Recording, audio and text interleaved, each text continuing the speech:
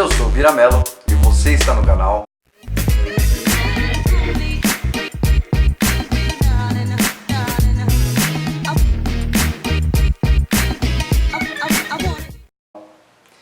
E aí, tudo bem, gente? Beleza? Vamos direto ao ponto? Tá, eu vou começar a falar um pouquinho pra vocês de algo que eu descobri, na verdade, que eu já sabia, mas eu fui mais a fundo, e você for na internet hoje vai achar um monte de material. O meu objetivo aqui não é falar toda a história em tintim por tintim, mas te deixar alguns pontos para que você possa ir atrás e descobrir um pouco mais e despertar o conhecimento, de repente, oculto aos seus olhos todos esses anos, tá bom? Vamos lá? Olha só que interessante, a Tatária ficava ali na grande parte da Rússia, China, Índia, Japão e Coreia, tá? A Rússia não era todo esse território que você vê hoje, inclusive há pouco tempo atrás ali na Croácia, alguma semana atrás, o governo russo estava querendo expulsar os tártaros, mas os tártaros realmente é resquício de um povo antigo que vivia ali, que foi um grande império. Agora vem a pergunta, por que você não sabe e por que você nunca ouviu falar deste povo na escola? Isso é o que me chamou a atenção. Eu cheguei esses dias pro meu filho e falei, filho, pergunta pro teu professor de história o que foi o povo da Tartária. Sabe qual foi a resposta dele pro meu filho? Não, esse povo não se sabe, não foi um império perdido e a gente não fala muito de impérios perdidos. Então qual é o objetivo da história? É justamente, nós somos resposta de impérios e reinos que se perderam ou que construíram nossa pré-história. Isso é muito importante. E ele falou um pouco sobre isso, ele não sabia como responder. Na verdade ele foi um pouco vaidoso, né? Ele disse que não estudava, mas na verdade ele não sabia muito sobre isso. Por quê? Porque toda a informação sobre este povo e esse reino, na verdade, foi dado a nós de forma, como é que eu posso dizer, anacrônica. Ou seja, com parcialidades, foi montada. A própria história do Brasil, se você tiver condição de estudar um pouco mais, se você tiver interesse, procura alguns livros, um deles chamado A História Oculta do Brasil. Você vai se surpreender com isso e vai se surpreender com o que você vai encontrar. Bom, mas vamos lá, vamos falar um pouquinho mais da Tartária, tá? A Tartária, ela era ali, eles eram um povo, inclusive de grande estatura, né? Um povo de tecnologia avançada. Inclusive eles falam um pouco sobre a Atlântida, né? Que é um povo que a história um pouco se mixa com o mito ou a mitologia do povo atlântico. Apesar de que eu estou para fazer um vídeo também que fala um pouquinho sobre a Atlântida. E a Atlântida de fato tem resquícios e tem fatos geográficos, históricos que provam que a Atlântida não foi simplesmente uma história contada e um mito que não foi encontrado. De repente não é tudo aquilo que as pessoas falavam, mas de fato tem algumas provas que eu vou deixar isso no próximo vídeo, que eu acho que vai ser muito interessante. Mas vamos lá. Esse povo ele era guiado por leis naturais, tá? Onde se predominavam sobre eles a verdade e a integridade, tá bom? Uma coisa muito interessante desses homens, deste povo, é que eles eram hábeis em construir templos, né? Catedrais, aquedutos, construções que até hoje estão de pé, né? Alguns deles até são muito evidentes. Eu vou estar colocando conforme você vai vendo algumas fotos de alguns lugares que você conhece hoje, mas que toda essa arquitetura ela é encontrada no planeta inteiro. Uma coisa interessante que sobre esse povo da Tartária é que eles realmente não só dominavam a Rússia, mas por alguns documentos históricos, tá? Inclusive Ivan o Terrível, e descobriram cartas de Ivan. Se você procurar, você vai encontrar aí cartas que falavam desse reino, inclusive Ivan mandando carta para a rainha da Inglaterra em russo, dizendo para ela, olha, você não está sendo uma boa administradora deste que foi colocado nas tuas mãos, e se continuar, nós vamos tomar de você. É algo interessante porque isso está escrito, não está registrado na nossa história, a história que nós conhecemos hoje. Mas por que Ivan o Terrível mandaria uma carta em russo? E não somente para a rainha da Inglaterra, vários outros reinos. Por quê? Porque conta a história que esse povo da Tartária, eles na verdade tinham domínio sobre muitos reinos, a qual ele não tomava para si, ele deixava administrado por aquelas pessoas do local, mas que eles tinham domínio sobre isso aí por ser um grande império. Vamos continuar. Eles construíram estruturas que conseguiam até mesmo captar eletricidade da Terra. Eu não sei se vocês conhecem a teoria de Tesla. Basicamente era uma transmissão de energia por Wi-Fi. Aí você fala, Bira, que ridículo, que tem nada a ver, isso não existe, Bira, não existe? Vou te mostrar algumas fotos de alguns postes interessantes, inclusive no Brasil, que até hoje não diziam a finalidade deste poste. Não era fio, tá? Porque não era usado fio, não tinha cabimento. A altura deles era desproporcional. Aí você pode estar vendo que por que esses postes eram colocados, por que acharam isso. E segundo alguns documentos dizem que realmente eles conseguiram desenvolver, no caso Tesla, ele pegou essa ideia dos tártaros. E eles, essa coisa de transmissão de energia limpa, que eles reconheciam, né, retiravam da Terra, conseguiam fazer através da terra e transmitir sem a utilidade ou a necessidade de cabos. Isso já é uma tecnologia hoje comprovada cientificamente. Você pode procurar alguns vídeos na internet e encontrar materiais, como por exemplo já foi experimentado materiais eletrônicos pegando simplesmente sem cabos. Se você tiver curiosidade, você tem um quê de curiosidade com a questão atômica, com a questão química, física dessa estrutura, é legal você pesquisar porque isso já foi comprovado. Então vamos lá. Uma coisa que é muito interessante, que vale a pena a gente pensar, primeiro que a imagem de Gengis Khan, eu não sei se vocês sabem, mas para nós hoje aparece como se fosse os mongóis, né? Gengis Khan, que é o pai ali, construiu o Império Mongol, ele parecia um pouco com um chinês, né? Ou um pouco com um povo asiático. Mas na verdade, fotos e registros antigos mostram Gengis Khan como um homem claro, loiro ou ruivo, tá? Alto e de olhos claros. Inclusive, por que será que os guerreiros dele eram chamados guerreiros da Tartária? Já ouviram falar sobre isso? Os guerreiros de Gengis Khan eram chamados guerreiros da Tartária. Por quê?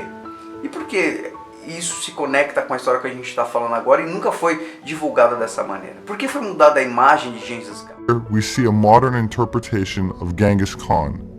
Yet, in reality, Genghis Khan had red hair and either green or blue eyes. The same way that the tall, slender, blue-eyed, blonde-haired Aryan Buddha has been transformed in modern times into a fat, or sometimes rather obese, East Asian man. Painted on the walls of ancient Buddhist caves, we can see the true origins of the ancient cultures of China, Iran, India, where blonde and red-headed monks wear Chinese silk with Persian patterns, complete with a dot on their forehead. Ao redor do mundo hoje você encontra vários esqueletos, tá? Vários esqueletos imensos, gigantes. Eu até falei que ia fazer um vídeo sobre isso e eu vou entrar nisso agora só para que você entenda uma coisa que é interessante.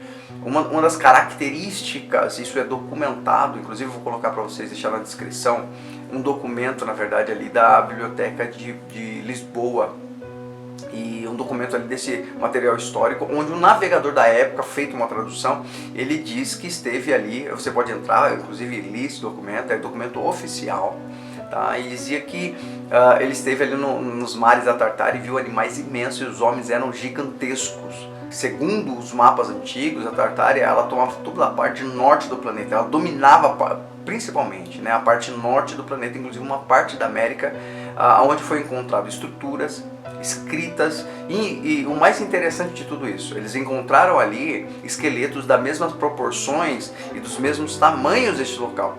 Esse documento que você vai estar vendo, se você tiver interesse, você vai entrar, você vai ver que a medição desses esqueletos era coisa absurda, o tamanho dos homens eram coisas absurdas. Então eles provam que o resquício dos gigantes antigos estavam todos concentrados neste povo da Tartária. Outra coisa interessante, como eu falei para vocês, eles eram arquitetos hábeis em uma das coisas que conecta o tempo da Tartária e que a gente não sabe, são alguns fortes, algumas construções ao redor de toda a Europa e do mundo em forma de estrela. Eles tinham características de fazer espelhando o céu na terra. Essa era mais ou menos a linguagem, a fala deles. Então todo o forte deles, toda a estrutura que eles construíram, basicamente tinha um desenho de estrela. Nós falamos ali do reset de 1812, uma coisa interessante de falar, que inclusive a série The Game of Thrones, ela fala um pouquinho desse tempo, tá? Do tempo da mudança dos imperadores. É por isso que ali naquela série, quem acompanhou a série, vê a mudança de reino, a mudança de rei sobre o trono, tá? Lógico que ali eles contam uma coisa mais ficciosa, mais romantizada, porém, aquele fato aconteceu, o Game of Thrones passa basicamente nessa data, ou pega pelo menos a ideia desse tempo. A Rússia, como eu falei para vocês no começo, ela não era, na verdade, todo aquele território que nós encontramos hoje. E naquela época, a história conta que Napoleão foi de encontro com os russos, mas os documentos antigos dizem que não eram os russos que habitavam ali. Então, contra quem o exército de Napoleão foi contra? Outra coisa, se não foi os russos, se for os tartários, por que eles não falam na história sobre este povo, inclusive esse fato histórico? Por que ocultam da história sobre este povo da Tartária? Uma coisa que é muito interessante também é que não somente Gengis Khan, mas eu estou colocando para vocês, está dando uma olhada aí, alguns desenhos, algumas fotos sobre a história deste povo da história. Fala um pouquinho de monges, e não somente Gengis Khan, mas monges ao redor do mundo que eram desta aparência, não chinês, como a gente imagina, ou não asiático como a gente imagina, mas todos eles com figuras, figuras rupestres, figuras antigas até mesmo, que mostram que eles eram loiros, eles eram ruivos na verdade, e que eles possuíam olhos claros, eram de grandes estaturas, homens de grande conhecimento, mas não da forma que nós conhecemos hoje, tanto aparentemente como as suas origens de forma ideológica, de forma física, eles eram totalmente diferentes daquilo que a gente imagina, ou que a gente tem visto, ou que tenha sido apresentado para nós durante todos esses anos. O sobrinho de Freud, ele fala de uma coisa chamada engenharia do conhecimento. Engenharia do conhecimento, ela está muito ligada à história de que as pessoas fazem você pensar aquilo que elas querem que você pense. Então elas começam de uma forma, hoje principalmente a mídia faz muito isso, ela conecta informações de uma maneira que leve você a acreditar que aquilo que você está vendo é a verdade de forma total. Isso acontece há muito tempo, amigos, muito tempo. Desde a época dos jesuítas, antes dos jesuítas ali, acontecia esse tipo de coisa. As pessoas fazerem com que, usando a informação de forma muito bem intencional, fazer com que vocês acreditassem, ou que vocês pensem, ou que vocês até mesmo consigam viver de acordo com aquilo que eles falavam como fosse verdade. Uma das coisas, na época dizia-se que a informação era para alguns e não para todos. Um exemplo, a Bíblia. A Bíblia mesmo não era lida por todos, apenas monges podiam ler a Bíblia. E isso fez com que esse grupo seleto de pessoas dominassem o resto. Eu falo isso da Bíblia, mas tem outros conhecimentos também, né? Por muito tempo, inclusive no Brasil, se você for procurar seus avós, seus bisavós, o entendimento era que só a classe mais elevada, e até financeiramente isso acontecia, isso não proporcionava habilidades ou possibilidades para você estudar. Isso é assustador, mas é a pura verdade. Então pensa, no YouTube tem documentários que mostram que é, com detalhes, a engenharia do consentimento. Quando terminou a Primeira Guerra, o sobrinho do Freud, Edward Bernays, ele é pai das relações públicas. Ele inventou essa profissão, relações públicas. Ele começou a oferecer os seus serviços aos governos, às corporações, à indústria que estava emergindo no pós-guerra, informações a respeito de como funciona a mente do ser humano. Quando você está sendo oprimido fisicamente ou psicologicamente, isso está claro para você. Você sabe que isso está acontecendo e você pode tomar providências. Na manipulação por consentimento, a vítima não sabe que está sendo manipulada. Perverso, né? Toda essa engenharia do consentimento, ela é tão importante. O próprio autor disse que não dá para dimensionar a importância da engenharia do consentimento, que ela tinha que ser colocada de qualquer maneira.